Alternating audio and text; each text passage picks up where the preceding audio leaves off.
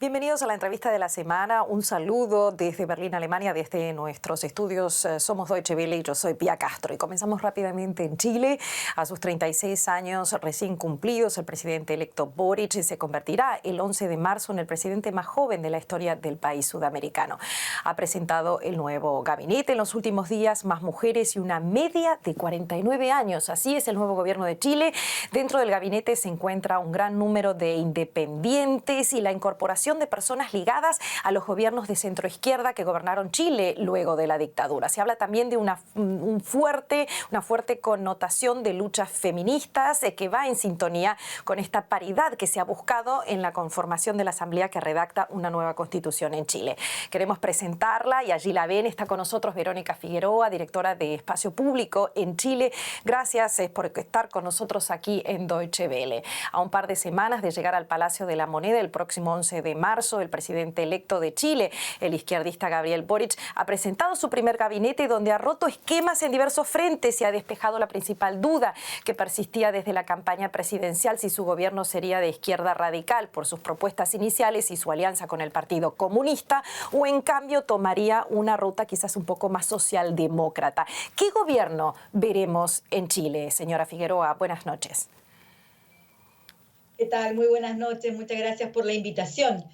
Bueno, primero claramente hay mucha expectativa, ¿cierto? La figura de Gabriel Boric, obviamente, sobre todo, ¿no? Después de la segunda vuelta donde tuvo que enfrentar a una candidatura de extrema derecha, hizo que su programa de gobierno, si bien en un inicio, ¿cierto? Tenía una tendencia más hacia la izquierda, efectivamente por la alianza que se había hecho con el Partido Comunista. La segunda vuelta más bien lo que marcó fue un programa que fue tendiendo hacia una centroizquierda, ¿cierto? Y por lo tanto incorporó varias de las propuestas de otros conglomerados, de otros partidos que buscaban avanzar, ¿cierto? Sobre todo en políticas sociales, que eran coincidentes con el gobierno o con las ideas de Gabriel Boric.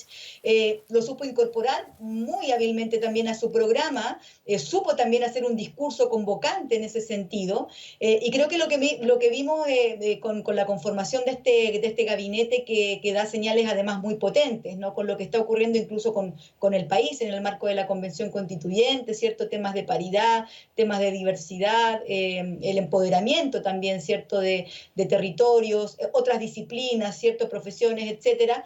Creo que nos hacen avisorar que este va a ser un gobierno enfrentado a múltiples complejidades por varias cosas que podemos conversar, pero que se va a caracterizar por una orientación claramente progresista, claramente socialdemócrata, pero muy convocante, ¿no? Y creo que eso también es valorable, ¿no? Boric ha tenido su equipo de gobierno con profesionales independientes y del Partido Socialista, la formación que fue uno de los troncos de las administraciones de centroizquierda que gobernaron Chile tras la dictadura en la desaparecida Concertación. Con este gabinete ha calmado quizás los miedos del sector empresarial en Chile, que es tan importante, es tan potente y que sin ellos no se puede lograr mucho en el país. Bueno, yo creo que él ha tenido algunos nombramientos que son bien claves, ¿no? Uno de ellos, sin duda, ha sido la figura de Mario Marcel, quien estaba a cargo del Banco Central y, por lo tanto, de las grandes políticas macroeconómicas en Chile, y quien asume el Ministerio de Hacienda. Él es una persona independiente, pero cercana al Partido Socialista, y eso da, creo yo, también cierta tranquilidad a los sectores más conservadores o más de centroizquierda. Y yo creo que ahí también Gabriel Boric ha tenido el desafío de tratar de generar un gabinete que incorpore figuras nuevas, rostros nuevos, figuras independientes, figuras que también obviamente forman parte del conglomerado con el que va a gobernar. Creo que también hay que dar cuenta que estas figuras o estos rostros que pertenecieron a los ex partidos de la Concertación o de la Nueva Mayoría al final, también hay muchos rostros que fueron de alguna manera saliéndose de estos partidos, que formaron quizás grupos o subgrupos dentro de estos partidos y que comenzaron también a apoyar a Gabriel Boric incluso antes de la segunda vuelta.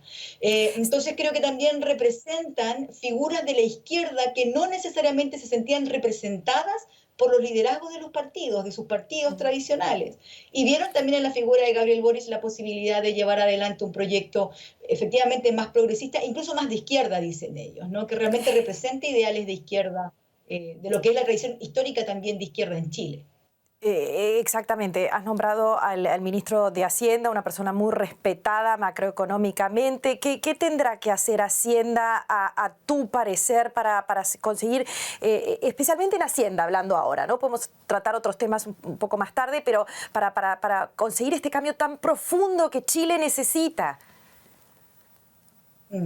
Bueno, a ver, en Chile el Ministerio de Hacienda es uno de los ministerios más importantes, no solamente porque es la billetera, ¿no? de las políticas del Ejecutivo, de las políticas públicas, sino porque además gran parte de los procesos modernizadores o las iniciativas pasan por el Ministerio de Hacienda. En el caso de Chile hemos tenido incluso pugnas, ¿no? entre las decisiones más políticas que han querido impulsar algunas y algunos presidentes y la figura más tecnocrática quizás del ministro de Hacienda, que hasta el momento han sido solo hombres, y que buscan impulsar muchas veces políticas mucho más conservadoras. Mario Marcel no se escapa obviamente de aquello.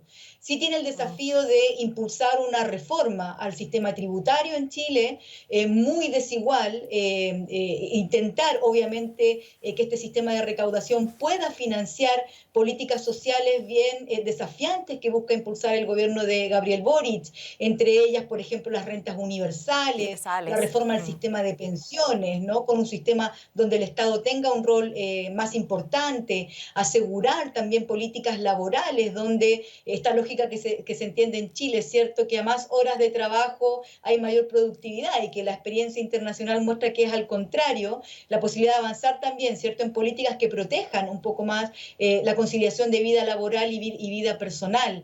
Yo creo que el gran desafío quizás en términos generales del Ministerio de Hacienda es poder recaudar los recursos necesarios para financiar políticas sociales y ojalá no entrar, ¿no? en esta especie de disputa con el gobierno, como decía antes, por políticas que la ciudadanía espera con ansias, que no se pueden ver entrampadas solamente por hacer evaluaciones técnicas, ¿no? O de un impacto técnico. Estamos saliendo, o estamos quizás, no sabemos si saliendo o no de una pandemia, de un país, Chile, de acuerdo a los últimos estudios internacionales, es el más desigual, ¿no? Y uno de los más desiguales a nivel mundial, el más desigual a nivel latinoamericano de los últimos años. Estamos en una situación bien dramática. Pero, ¿no? claro, pero ¿de qué tipo de desigualdad estamos hablando? Porque todo el mundo conoce esa frase realmente que se preocupa por Chile, por América Latina, cuando hablamos de Chile, que es uno de los países más desiguales. ¿Dónde se ve esa desigualdad y qué cambio social está pidiendo exactamente las nuevas generaciones? ¿Qué están esperando del nuevo gobierno para que haya más equidad? Sí, bueno, a ver, la desigualdad se expresa obviamente en términos cuantitativos cuando podemos ver las diferencias que existen entre el sueldo mínimo en Chile y las grandes rentas. Más del 80% de la población en Chile gana menos de 400.000 pesos, es decir, unos 800, 700 dólares al mes, con un costo de vida que también es muy alto. Además, hay una desigualdad que se expresa territorialmente, mucha concentración en la región metropolitana y mucho abandono también en las zonas extremas o en las regiones que tienen muy poca capacidad de obtener un poder político real para definir políticas reales. Lo podemos evidenciar también esa desigualdad en el acceso a la salud.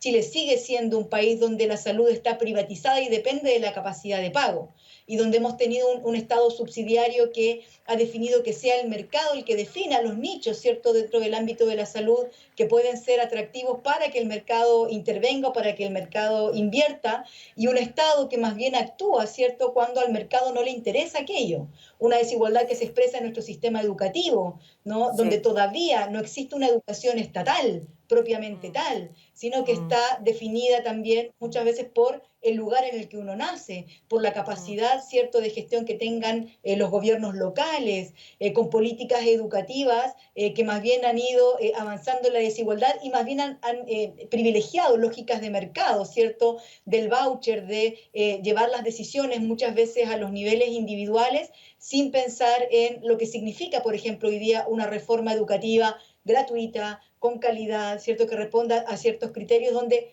yo creo que la ciudadanía pueda permitirse soñar con un futuro mejor. Y eso es lo que vemos hoy día en la figura de Gabriel Boric. Llama la atención, no sé si ustedes han visto imágenes, pero él se instaló en un edificio aquí en la zona centro de Santiago, en la comuna de Providencia, donde todos los días hay personas, niños, adolescentes, que se acercan a entregarle cartas a entregarle regalos, a entregarle, ¿no?, a manifestar de alguna manera sus aspiraciones, y él se toma el tiempo de conversar con ellos, de escuchar. Entonces hay una expectativa bien grande en un gobierno cercano, en una figura que representa también, obviamente con su gabinete, un Chile más real, no el Chile de las élites al que hemos estado acostumbrados. Y eso obviamente Me genera quedo, incertidumbre también, me quedo ¿no? con En quienes ese han tenido Chile. siempre acceso a ese poder. Me quedo con ese Chile más real que queremos, por supuesto, ver todos. Dos temas me gustaría tratar contigo antes de que termine la entrevista, no tenemos mucho tiempo. Boric ha incorporado a mujeres de gran simbolismo y de trayectoria en el primer gabinete de la historia de Chile, en el que las ministras superan a los ministros. Una ministra, por ejemplo, de Defensa, pensando en las imágenes que nos acompañaron de las revueltas que vivió Chile con una tremenda violencia en las calles. ¿Qué se espera de ella? Bueno, Maya Fernández obviamente representa también, no solamente por lo que significa, ¿no?, su vinculación con el expresidente Allende, sino porque también ella ha representado una línea dentro del socialismo que muy rápidamente también se identificó con el programa de Boric. Ustedes saben que las Fuerzas Armadas en Chile ha sido un espacio bien gris, por no decir oscuro, desde el retorno a la democracia, ¿no? La actual constitución que estamos cambiando tenía enclaves bien definidos, por ejemplo, ¿no?, gastos reservados para las Fuerzas Armadas, no están preparadas en términos de derechos humanos, les ha tocado asumir incluso en el último gobierno labores de cuidado al interior del Estado de Chile, principalmente en la zona de la Araucanía, vinculada a los movimientos mapuches, ¿cierto?, y a lo que sucede en esa zona. Y claramente son instituciones, primero, que hay que transparentar, que hay que modernizar, que hay que generar un mayor control, ¿cierto?, que están supeditados, obviamente, a la figura del presidente de la República, pero sobre todo a las que hay que avanzar en términos de formación, ¿no?, en derechos humanos. Yo creo que eso va a ser clave. Y obviamente la figura de Maya Fernández, ese rol, recordemos que alguna vez lo ocupó la propia Michelle Bachelet, Michelle ¿no?, que Bachelet. después fue presidenta también de la República. Exactamente. Verónica, hablaste de la parte de la Araucanía, del sur de Chile. Esas expectativas también son enormes allí. Sabemos cómo funciona la política y las concesiones que hay que hacer. ¿Qué ha prometido Boric frente al conflicto mapuche? ¿Si se va a solucionar o continuará la violencia? Bueno, yo creo que lo interesante de la propuesta de Boric es que él se encuadra dentro del cambio a la Constitución y habla de la plurinacionalidad y un diálogo plurinacional con los pueblos indígenas y particularmente con el pueblo mapuche. Él habla de que él es el Estado quien ha generado un conflicto con las comunidades y su estrategia principal es un diálogo transversal, un diálogo sin vetos, un diálogo con todos los actores, es decir, desde aquellos movimientos más radicalizados del movimiento mapuche hasta las empresas extractivistas, las empresas forestales, sentados, ¿cierto? Poner el tema tierras como un eje clave del debate y de los diálogos, pero sobre todo también cómo avanzar hacia una transición que permita la implementación de una constitución que ya en sus primeros debates ha ido aprobando normas en torno a el reconocimiento de un Estado plurinacional. Y eso supone, ¿cierto?, reconocer la autonomía, por ejemplo, de los territorios indígenas. El gobierno de Gabriel Boric va a tener que ir haciendo esa transición, ese acompañamiento a la instalación de la Constitución. Creo que esa promesa de diálogo que él ha hecho sin vetos va a ser clave, ¿no?, al menos en este primer año de gobierno. Con este Chile más real, me quedo con esta frase en esta entrevista. Muchísimas gracias por este análisis, por las explicaciones y por traernos un poco cómo está la atmósfera en Chile con el nuevo gabinete, y muchísima suerte este 11 de marzo cuando asuma el presidente electo. Muchísimas gracias, Verónica Figueroa. Muchas gracias a ustedes, que estén muy bien. Gracias.